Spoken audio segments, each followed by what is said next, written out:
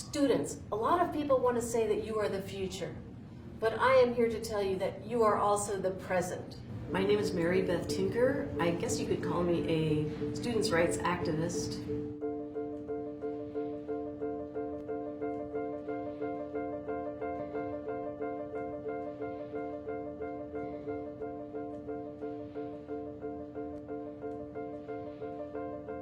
In 1965, when the Vietnam War was escalating, I was getting sadder and sadder watching the news. Kids were running from their huts, and the huts were on fire. It looked like the whole world was on fire. Just like now with the students in Florida, we were motivated by strong emotion. Some of the older kids at the high school had an idea of wearing black armbands.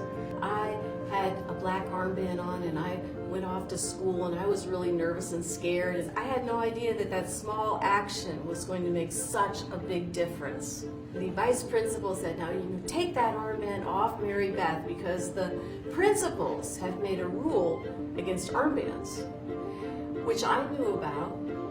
I was suspended after doing that, and 5 kids in the Des Moines schools were suspended for wearing black armbands to school. That's when the haters came out of the woodwork. And they started throwing red paint at our house, and they started threatening to bomb our house. And a lady even called me on the phone and said, "Is this Mary Beth Tinker?" And I said, "Yes." And she said, "I'm gonna kill you." I was 13 years old. I was in 8th grade. But luckily, some people in Des Moines stood up for us. The American Civil Liberties Union, the ACLU, they offered to help us, and they said we'd have to try to change the school board's mind, try to negotiate.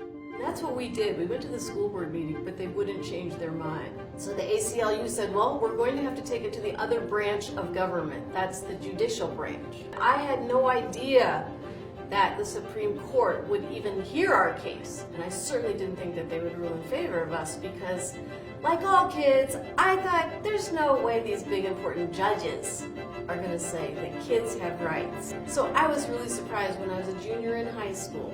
The Supreme Court ruled by 7-2 that neither teachers or students leave their rights at the schoolhouse gate.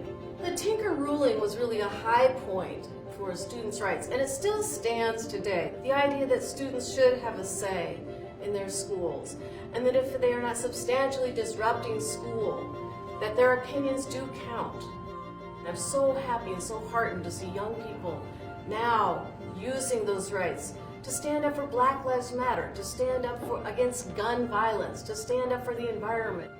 I think it really started with Black Lives Matter, and now that's being built on by the students in Florida with the Never Again movement and the March for Our Lives.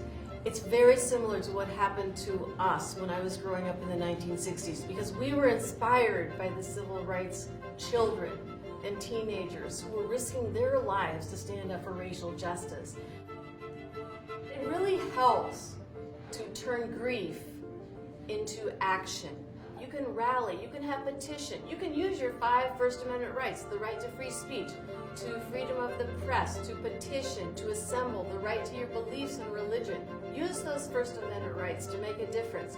You can canvass for candidates. You can find out which candidate is for young people and which candidate is for reducing the gun epidemic that we have in our country right now. You don't have to be the bravest person in the history of the world. You can just be you and do what you can and do the little bit that you can with the little courage that you may have.